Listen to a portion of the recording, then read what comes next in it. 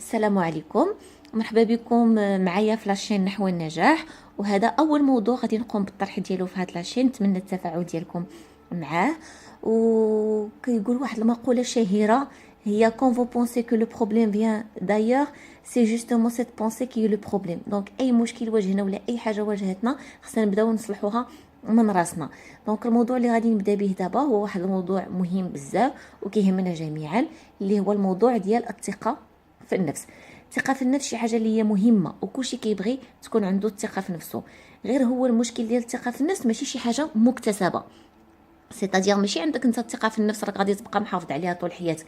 لا، الا ما كانوش واحد العوامل وما كانش شي حاجه اللي كتطورك، بيان سور راه ما غاديش تحافظ عليها. نكتسبوها ونحافظوا عليها. دونك الا بغينا ناخذوا الطريق صحيح خصنا نبداو من راسنا، ونبداو باول موضوع كما قلنا اللي هي الثقه في النفس.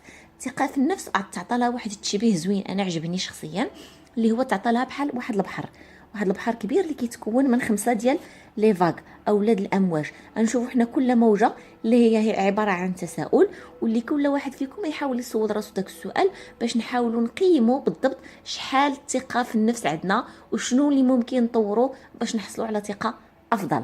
دونك لا بروميير فاغ هي لا كونفيونس اون سوا. لا كونفيونس اون سوا كنعني بها شنو هي الثقه اللي عندنا في راسنا envers nous-mêmes، c'est-à-dire المصداقيه ديالنا او لا سكون ابل لا كريديبيليتي مع راسنا، عاد نشوفوا مع الاخرين. واش انت تايق في راسك كوميتون شخص؟ شنو القيمه اللي كتعطي لراسك بالضبط باش تعرف شنو هي لا كونفيونس اون سوا ديالك؟ هذه لا بروميير فاك. لا دوزيام فاك سي لا كونفيونس ريلاسيونيل.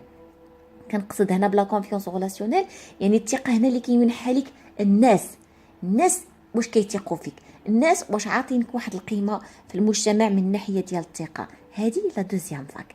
لا تروازيام فاك تكون لا كونفيونس اورغانيزاسيونيل، يعني شنو هي الثقه اللي كتعطي او لا كونفيونس اللي كتعطي انفير واحد لورغانيزاسيون، واحد لونتربريز، واحد لادمينستراسيون سكولير، واحد الجمعيه، واحد هذا بلا ما نساو بيان سور العائله. يعني لا كونفيونس اورغانيزاسيون كاع دوك المؤسسات اللي محيطين بك، شنو الثقه اللي كاينه بينك وبين هذوك المؤسسات اللي من ضمنها المؤسسات كما قلنا مؤسسه لورغانيزاسيون او لا شي حاجه جمعيه او لا فامي. كنهضر هنا على كلشي اون جينيرال. لا كاتريام فاغ هي لا كونفيونس دو مارشي. هنا كنهضروا على لا ريبيوتاسيون او اللي حنا اللي كنعرفوها بالمفهوم العام السمعه ديالنا او لا ليماج دو مارك بالنسبه لونتربريز. يعني واحد لواحد شنو كيقول عليك، يعني السمعه ديالك في المارشي كيفاش دايره. تيقولوا لا فلان الله يعمرها دار مزيان كذا هذا دير فيه الثقه، او لا كيقولوا لا فلان ما ديرش فيه الثقه راه هذه كنسميوها ليماج دو مارك ولا لا ريبيوتاسيون السمعه. لا سانكيام فاغ والاخيره هي لا كونفيونس سوسيتال. لا كونفيونس سوسيتال هي دونو اون روتور، يعني لا كرياسيون دي فالور بور اوتر. هنا غنشرح اكثر. يعني شنو انت كتعطي لا سوسيتي، كتعطي للمجتمع باش بغيتي تاخذ لا كونتر بارتي المقابل. هنا مثلا ما كنقصدش به مادي او لا زعما شي حاجه اللي هي ملموسه، يقدر يكون معنوي، بحال مثلا كتعطي شي حاجه لشي مؤسسه خيريه المعنوي فيها اكثر. دونك شنو كتعطي انت؟ شوف انت راسك بعدا شنو كتعطي باش كتاخذ واحد المقابل.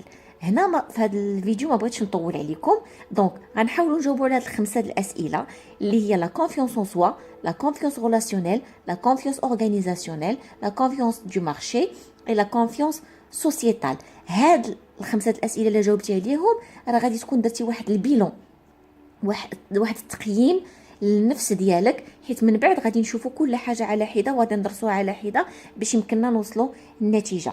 دونك انا متأكدة أن العزيمة أقوى من الظروف باش نحاولوا نرجعوا الثقة في النفس. كانت معكم لا فورماتريس من نحو النجاح. كنتمنى التفاعل ديالكم، تابوناو معايا باش يوصلكم كل جديد، وإلا عندكم شي تساؤل صيفطوه لي على الرحب والسعة. شكرا، وإلى الفيديو المقبل إن شاء الله.